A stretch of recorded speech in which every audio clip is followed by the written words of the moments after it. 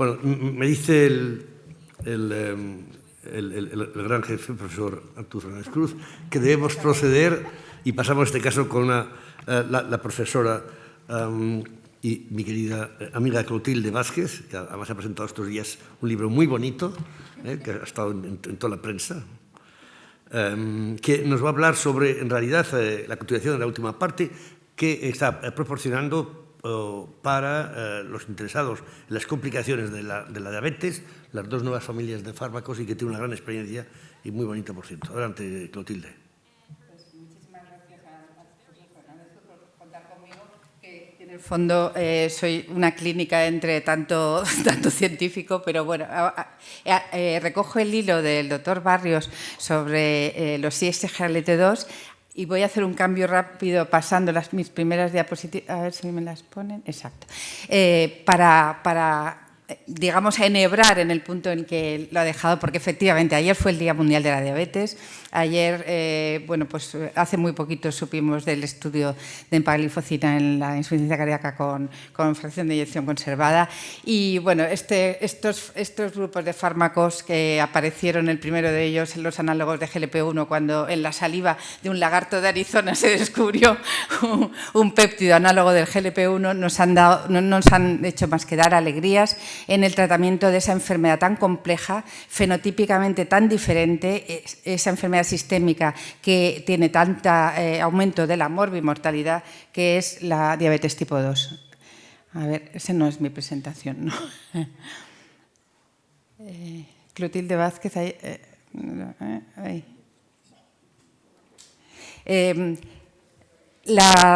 Voy hablando y así puedo pasar más deprisa después las diapositivas para estar en tiempo con este cambio tan oportuno, estratégico que me han propuesto.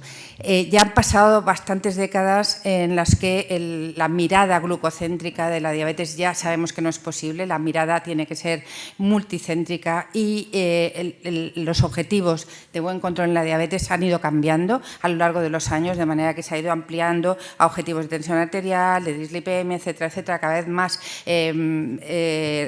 requisitos para considerar un paciente bien controlado, pero aún así, la morbimortalidad por enfermedad cardiovascular y renal no disminuía del todo. Había siempre una insuficiencia residual. Sí.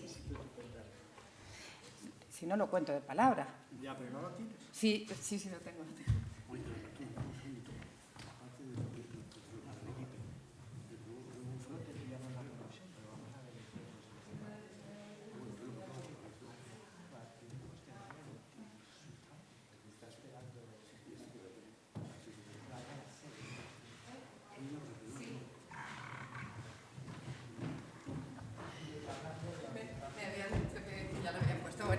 Pues,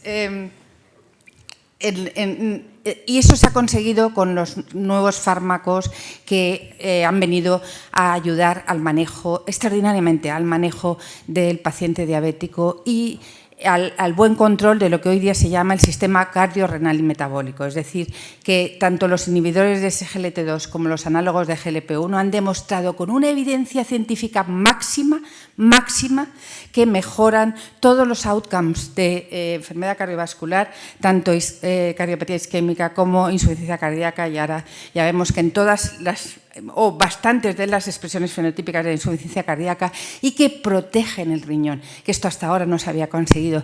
El enlentecer la progresión de la enfermedad renal, que delante del doctor Ejido es bueno, muy importante decirlo, que la mayoría de los pacientes que ingresan en las unidades de diálisis en los países desarrollados son pacientes que tienen un trastorno de la diabetes. Es decir, una diabetes o un síndrome metabólico con insulinoresistencia.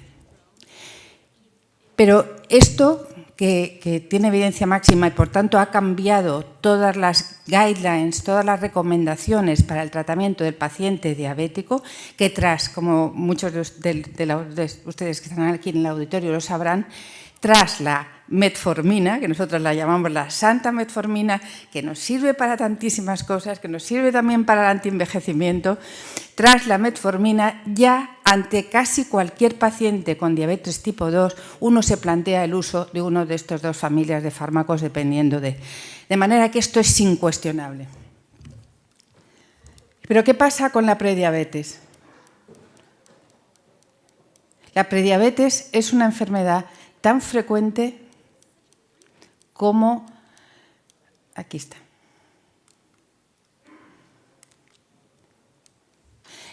La prediabetes, bueno, los criterios diagnósticos de prediabetes están en el recuadro, pero la prevalencia no deja de aumentar. En Estados Unidos se calcula que 1 de cada 3 personas tiene una prediabetes, pero es que en China el 50% de los chinos, señoras y señores, son prediabéticos. De manera, y esto es una enfermedad silente, tóxica, es un estado cardiometabólico tóxico asociado con un aumento del riesgo, no tanto como la diabetes, pero casi.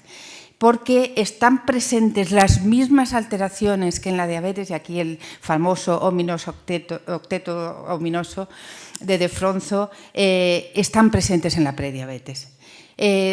La prediabetes produce enfermedad gastrointestinal, por supuesto, entre otras cosas, mediada por el cambio de la microbiota, complicaciones oftalmológicas, neurológicas, disfunción neurológica, mucha disfunción del sistema nervioso simpático y complicaciones cardiovasculares. En este metaanálisis queda bien reflejado el aumento del riesgo de ser prediabético para tener cualquiera de las manifestaciones del MACE de cardiopatía.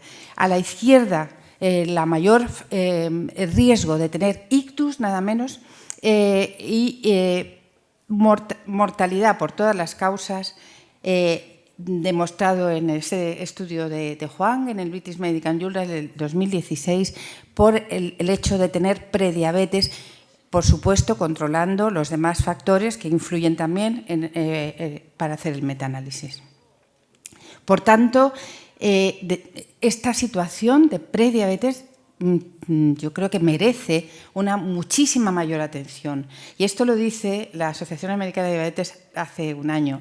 Y este estado tóxico es reversible y, por tanto, todavía es más interesante y más apasionante el abordarlo.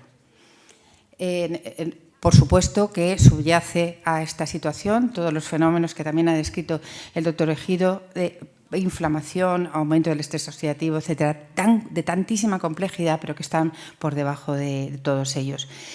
La fisiopatología del estado prediabético, por supuesto que es complejísima y de una manera, bueno, un poco arriesgadamente simple, he querido resumir aquí en esta diapositiva que tanto la insulinoresistencia como la hiperglucemia y los productos de glicosilación avanzada, como la fibrosis del tejido extracelular, etcétera, a través de la inflamación y del aumento del estrés oxidativo que producen, afectan a la disfunción endotelial, fibrinolítica y vasodilatadora.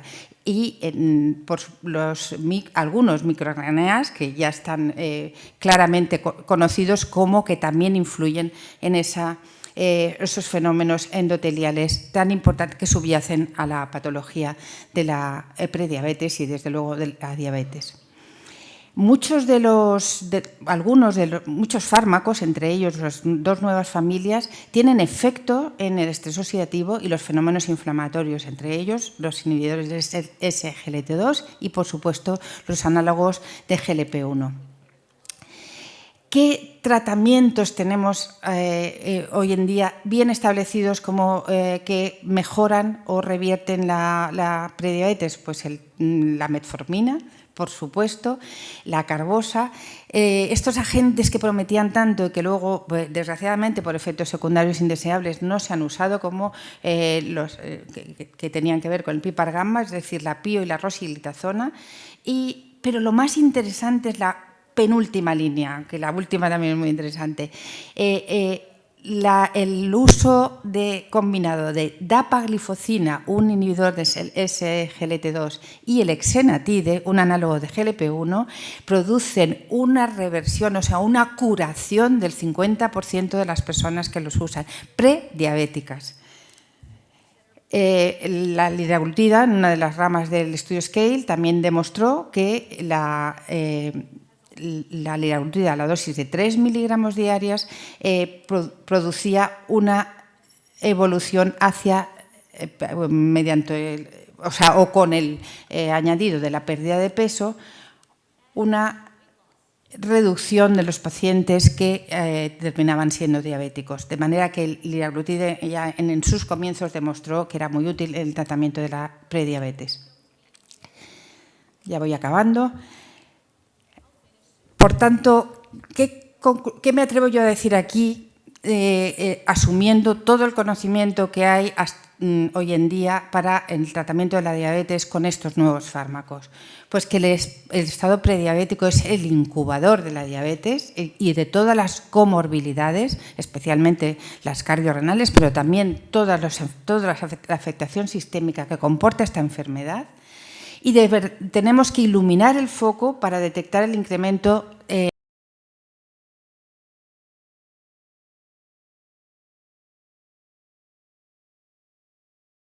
Esto que pasa con el COVID, esta asociación entre la obesidad y la enfermedad por enfermedad del virus, ocurre con otras enfermedades virales y me ha dicho, no que sepamos, solamente tenemos nosotros los expertos asociado la obesidad con el aumento de la gripe estacional.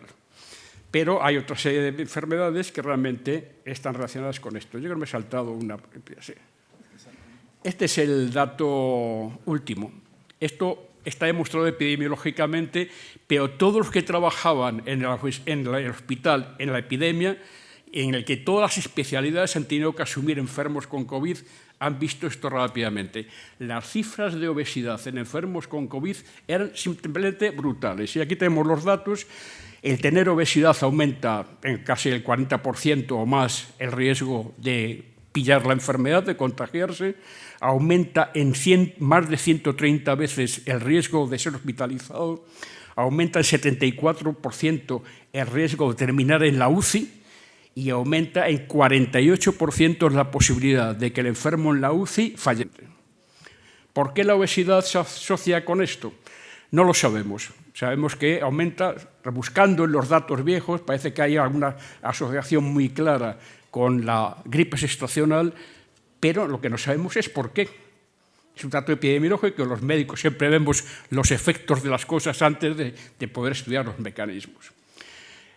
El mayor riesgo en este momento para ser contagiado por el COVID-19 es ser varón, tener más de 65 años y tener sobrepeso o obesidad. ¿Pero por qué? Esta es la pregunta, ¿no? Bueno, nosotros sabemos que la obesidad aumenta el riesgo de inflamación, altera la función inmune y provoca una tormenta de citoquinas. Y esto básicamente está demostrado porque el adipocito normal, que es fundamental cuando no tenemos adipocitos como la lipodistrofia, los pacientes se nos mueren con diabetes y con esperanza de vida muy corta, pero cuando hay obesidad, este tejido adiposo se transforma en un tejido patológico que genera lo que nosotros llamamos una inflamación de bajo nivel. Y se va a producir una descarga de citoquinas que van a enlentecer todo, van a disregular todo lo que es la defensa contra patógenos que atacan al organismo. Esto es básicamente el tema que nosotros hemos estado estudiando en mi grupo. Aquí podemos ver, nosotros hemos utilizado 3 técnicas diferentes para los pacientes obesos hacerles bajar de peso: la dieta cetogénica, la dieta de baja caloría y la dieta de cirugía bariátrica, todas las cuales son muy eficaces. Y este es un ejemplo importante de esta tormenta de citoquinas que hablábamos antes. Si ustedes ven la gráfica superior, podemos ver cómo realmente los pacientes con obesidad tienen unos niveles de interferón significativamente más bajos que los no obesos. Este es el primer dato de una citoquina alterada que puede justificar parte de los problemas inflamatorios. Lo que nos ha gustado de nuestros estudios es que hemos demostrado que realmente la pérdida de peso restablece los niveles de interferón. Evidentemente, la dieta cetogénica es la más eficaz, pero también la dieta hipocalórica o la cirugía bariátrica. Y cuando hemos estudiado otro tipo de citoquinas, que en este momento es la interleuquina, hemos encontrado lo mismo. Aquí podemos ver en la parte de la derecha cómo la presencia de obesidad reduce esta interleuquina, que es fundamental para la generación de interferón, lo reduce más cuanto más importante es la obesidad, y nosotros con la pérdida de peso logramos revertir este problema, de esta disfunción, esta alteración de las citoquinas. Evidentemente hemos estudiado muchas más citoquinas, pero bueno, esto es un trabajo que todavía no hemos publicado y yo solamente quiero traerse aquí lo fundamental. Con esta situación, con el COVID y con las citoquinas, evidentemente lo siguiente que nos ha preocupado es por qué la obesidad favorece la infección por COVID. Todos ustedes saben perfectamente que el COVID se une al receptor de angiotensina 2 y es a través de la unión de este receptor que penetra en las células. Y entonces nosotros hemos utilizado el análisis epigenético, que maravillosamente ha descrito el profesor Estella al comienzo, que en definitiva son las alteraciones no en el genoma, no hay alteraciones en el genoma, pero sí se alteran los marcadores, los marcadores epigenéticos que en un momento determinado controlan el genoma. En este interés por saber si de alguna forma la obesidad podía estar alterando el receptor de la angiotensina 2, hemos hecho un análisis epigenómico del gen de la angiotensina 2, básicamente para ver si realmente en los pacientes obesos esto se encontraba alterado. Y lo que nos hemos encontrado aquí es que realmente en la izquierda es el tejido visceral subcutáneo y en la derecha es el tejido visceral, el tejido adiposo visceral y el de la izquierda subcutáneo. Hemos encontrado que realmente cuanto más oscura es la barra, mayor grado de obesidad. Hemos encontrado que realmente en los pacientes con obesidad hay una alteración epigenética muy importante del gen que regula el receptor viral en todas las células del cuerpo. Es interesante que esto lo hemos observado en el tejido visceral, pero también en los leucocitos periféricos, y esto abre un camino importante para el futuro. Y lo más importante, o tal vez lo más relevante de nuestros datos, es que hemos observado que la pérdida de peso por cualquiera de los métodos que utilizábamos revertía los cambios epigenómicos en el receptor de angiotensina 2. Pero sobre todo el que era menos eficaz para revertir los cambios es la cirugía bariátrica. ¿Por qué la cirugía bariátrica no revierte estos cambios epigenómicos? No lo sabemos. Pero la cirugía bariátrica es el único sistema de pérdida de peso asociado a una alteración catabólica muy importante del ser humano. Y eso es todo lo que quería transmitirles. Muchas gracias por su atención y por su moderación. Muchas gracias, profesor. Ahora vamos a tener online, con lo cual... Muchas gracias, Felipe. Damos por magnífica presentación. Entonces, ahora, claro, en una reunión de últimas evidencias y de conocimientos punteros, tenemos que ir con la tecnología puntera. Vamos a ver si conseguimos que la tecnología puntera nos siga y podemos tener a Joana Ferrer y a Laureano Fernández Cruz para hablarnos del trasplante de páncreas. Joana, Laureano, ¿nos oís?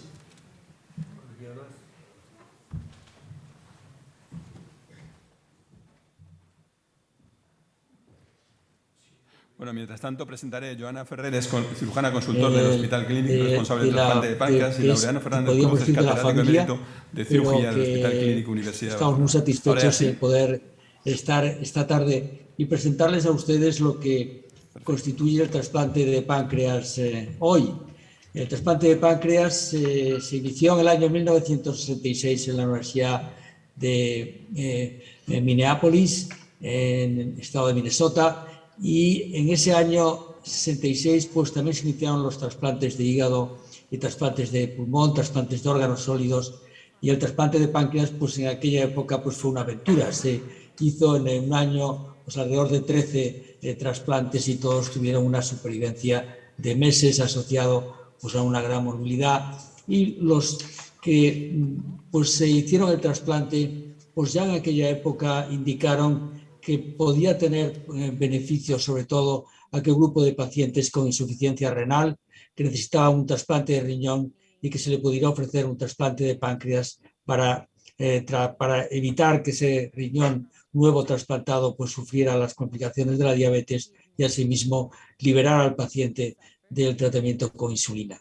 Aquello fue una época pues heroica, pero hoy estamos en una época en la cual el trasplante de páncreas es una terapéutica, un tratamiento que se constituye el standard of care en pacientes diabéticos con insuficiencia renal y candidatos a un doble trasplante de riñón y páncreas. Para el desarrollo de lo que es el trasplante de páncreas hoy, pues Joana Ferrer, que es la responsable del trasplante de páncreas en el Hospital Clínic, pues hará esta presentación y esta, creo yo, pues demostración de que pues una época heroica, estamos ahí a un tratamiento actual que beneficia a muchos pacientes con diabetes tipo 1 y insuficiencia renal terminal. Joana. Muchas gracias, profesor. Buenas tardes a todos. Para mí es un placer poder estar aquí y compartir esta tarde con todos ustedes. Quería agradecer la amable invitación de los profesores Arturo y Laureano Fernández Cruz.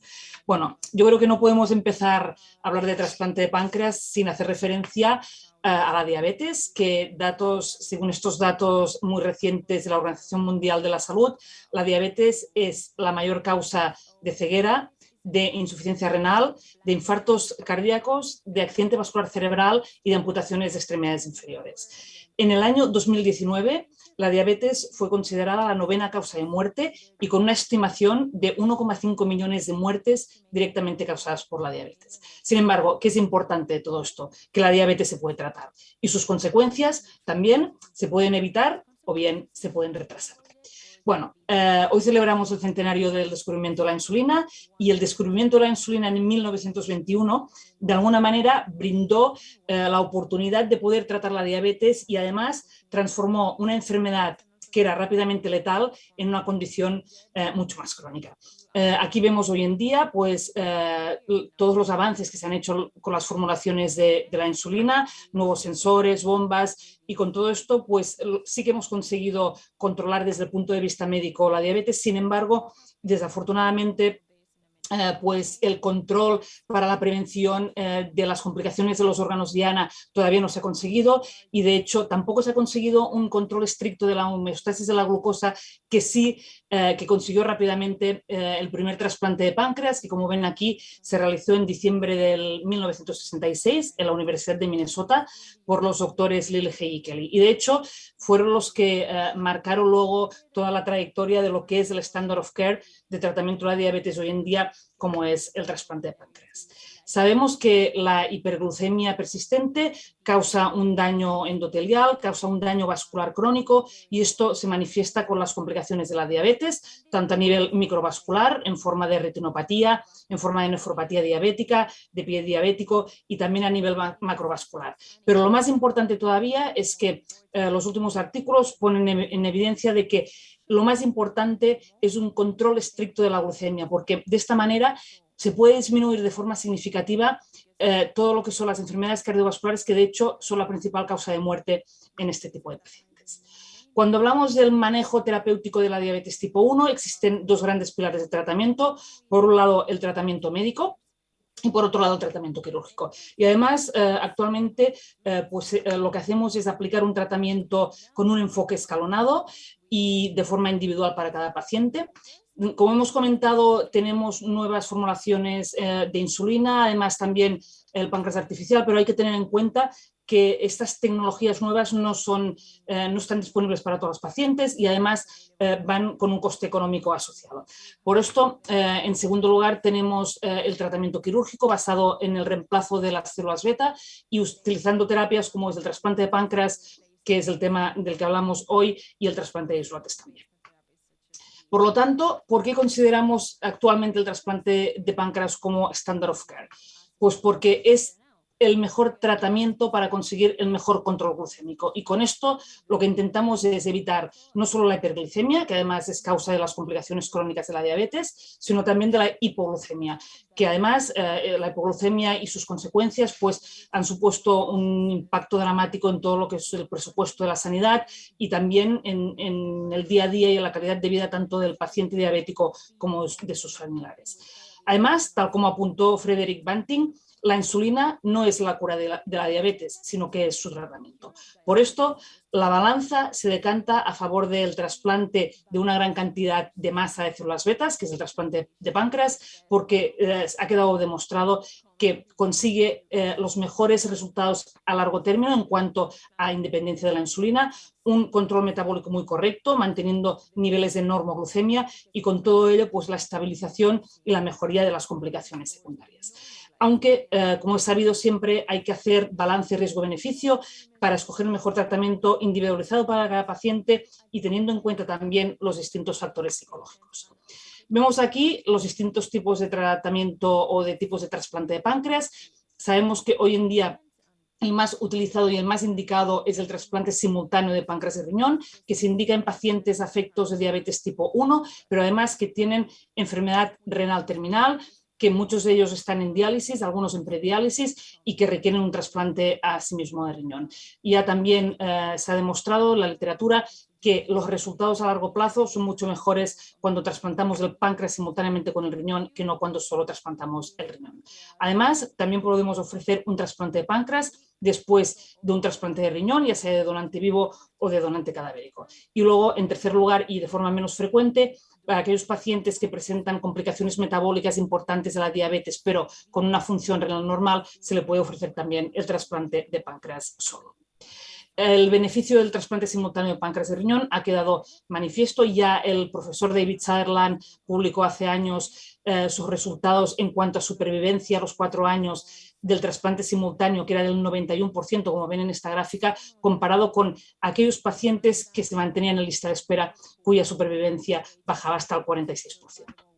Por tanto, no solo obtenemos beneficios a largo plazo, sino que además lo más importante que nos ofrece el trasplante simultáneo es que estabiliza el control metabólico, mejora la polineuropatía, previene la recurrencia de la nefropatía, parece también que estabiliza la retinopatía y mejora los resultados de enfermedad cardiovascular, que como hemos comentado es la principal causa de muerte en estos pacientes. Y en definitiva, lo que conseguimos es mejorar la calidad de vida de este grupo de pacientes. Por esto, en el año 83, en el Hospital Clínic de Barcelona, se realizó el primer trasplante de riñón y de páncreas, realizado y además liderado también por el profesor Fernández Cruz.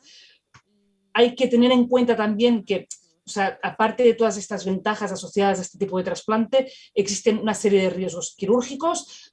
Por ejemplo, pues encontramos casos de trombosis y de pancreatitis del injerto, aunque hay que decir también que actualmente, y gracias a las nuevas técnicas quirúrgicas, a las mejorías en la prevención de los fenómenos de isquemia de reperfusión, pues estas complicaciones cada vez son menores. Y luego hay que tener en cuenta también que hay un grupo de pacientes que debido a razones técnicas pues está contraindicado el trasplante, probablemente pues porque tengan afectación importante vascular con calcificaciones importantes. Bueno, ¿y qué pasa en el mundo en relación al trasplante de páncreas? Aquí vemos los resultados, esto es una publicación reciente del año 2019, vemos que en los últimos 20 años, de forma anual en Estados Unidos se realizan unos 1.000 trasplantes al año y en la región de Eurotransplant y de Reino Unido entre 200 y 300 trasplantes al año. En España, aquí tenemos datos recientes también de la Organización Nacional de Trasplantes, vemos cómo el número de trasplantes anuales pues se incrementó hasta el año 2004 más o menos, luego ha ido variando en función del año, pero siempre se ha mantenido en torno a 75 o 100 trasplantes por año. Destacar también que en España hay un grupo que hace trasplante de páncreas infantil, hay 11 grupos españoles que realizan trasplante de páncreas en adulto y el Hospital Clínic es el que lidera el número de trasplantes ya desde el inicio de los tiempos y que este liderazgo se mantiene también en la actualidad. Bueno, ¿y cuál es la evidencia de todo esto? Pues son los resultados relacionados con la supervivencia del paciente, son resultados de los últimos 21 años en el Hospital Clínic de Barcelona. Vean ustedes que la supervivencia del paciente a los 5 años está en torno al 95,7%, a los 10 años del 93%, y estos resultados son al menos superponibles, si no mejores, que los publicados en la literatura por otros grupos. Lo mismo ocurre con la supervivencia del injerto pancreático. Fíjense que a los 5 años se obtiene una supervivencia en torno al 81% y lo más importante, a los 10 años, hablábamos antes de este control glucémico mantenido, que es lo importante para prevenir las complicaciones, pues la supervivencia del injerto está en torno al 72%. Y de nuevo, pues son resultados superponibles a las mejores series mundiales. Hace un par de años, el año 2019, tuvo por primera vez lugar la conferencia de consensus a nivel mundial en Pisa. Aquí tenemos representantes del grupo del Hospital Clinic, también fue liderado por el profesor Fernández Cruz y bueno, fue todo un panel de expertos a partir de que sentó las bases de las recomendaciones más importantes en relación a las indicaciones de trasplante de páncreas. Y el principal mensaje fue que el trasplante simultáneo de páncreas de riñón estaba indicado en pacientes, como hemos comentado antes, con diabetes tipo 1 e insuficiencia renal terminal porque mejoraba la calidad de vida, mejoraba la supervivencia a largo plazo y además mejoraba también las complicaciones crónicas.